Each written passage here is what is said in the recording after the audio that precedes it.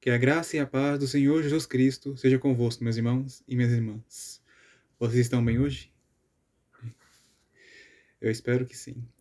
Em Lucas capítulo 14, versículo 25 ao 35, está escrito: Ora, ia com ele uma grande multidão, e voltando-se, disse-lhe: Se alguém vier a mim, e não aborrecer a seu pai, e mãe, e mulher, e filhos, e irmãos e irmãs, e ainda também a sua própria vida, não pode ser meu discípulo.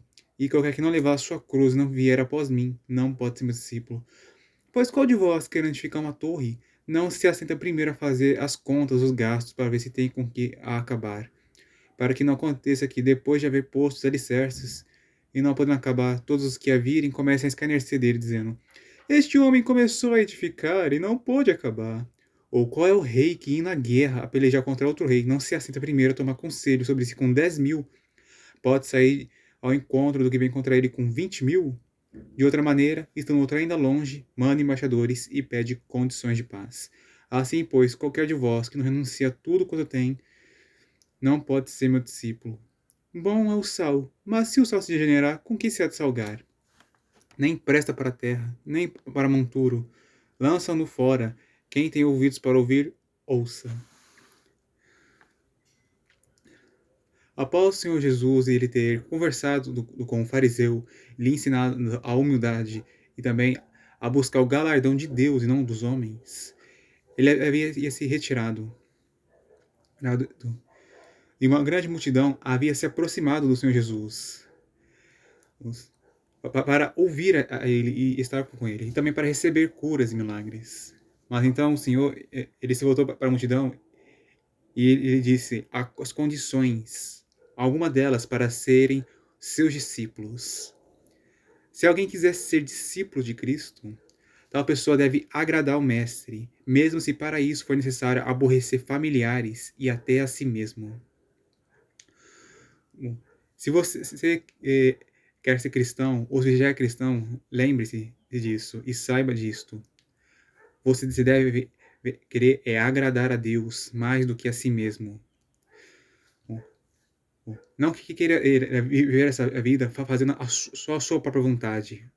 Desde que aceitou Jesus, você agora tem que fazer mais a vontade do Senhor do que a sua própria. Se você quer uma coisa, mas o Senhor quer outra, você deve dizer não para si mesmo, para fazer o que Deus quer. E isso será a melhor decisão a se fazer. Porque a vontade humana muitas vezes é corrupta, injusta, má, desagradável e incompleta. Mas a vontade de Deus é o oposto. Ela é sempre santa, justa, boa, agradável e perfeita.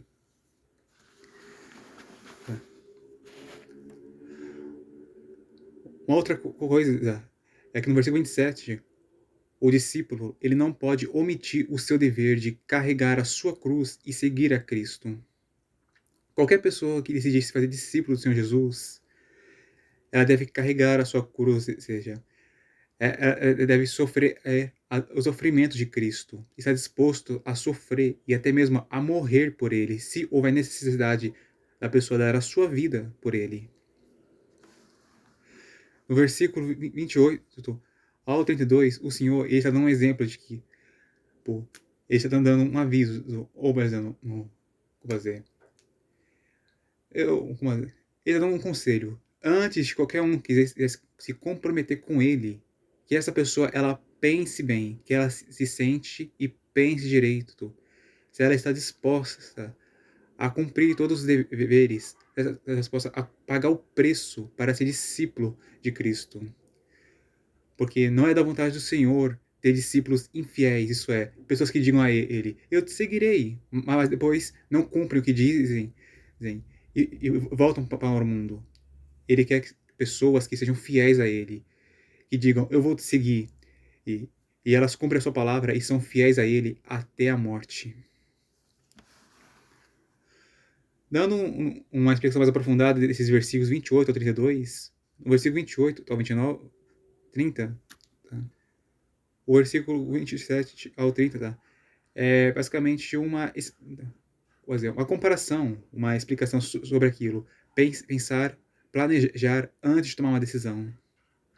Se alguém quiser, por exemplo, construir um edifício, essa pessoa primeiro tem que se assentar e ela ver, calcular quanto vai custar tudo isso, quanto vai custar todos os materiais, a mão de obra e coisas semelhantes, para ver se ela tem ou se ela terá dinheiro suficiente para pagar tudo isto. Porque, porque se ela não planejar e ela começar a gastar, mas a obra ficar incompleta, tá? As pessoas que estiverem à volta dela lá, vão começar a zombar dela, dizendo, essa pessoa começou e não pode acabar. Ou então, ou de outra maneira, essa pessoa ela não termina o que começa.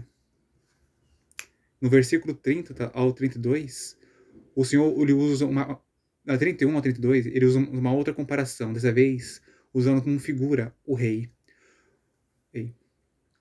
Quando um rei ele ia à guerra contra outro rei, ele primeiramente ele tinha que se assentar e tomar conselho para ver se ele podia, com o seu exército, ir à batalha contra um rei que estava vindo com um exército mais numeroso do que o dele. Ele tinha que ver se havia uma possibilidade de vitória.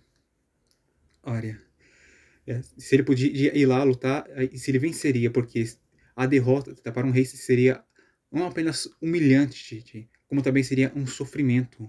Porque se ele perdesse essa batalha, o seu povo seria morto, seria violado. E se o inimigo tivesse misericórdia, ele ia poupar a vida deles. Contudo, ele iria lhes fazer de escravos.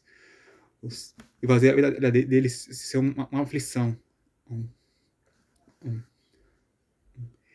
um rei, se ele fosse à guerra, ele precisava vencer.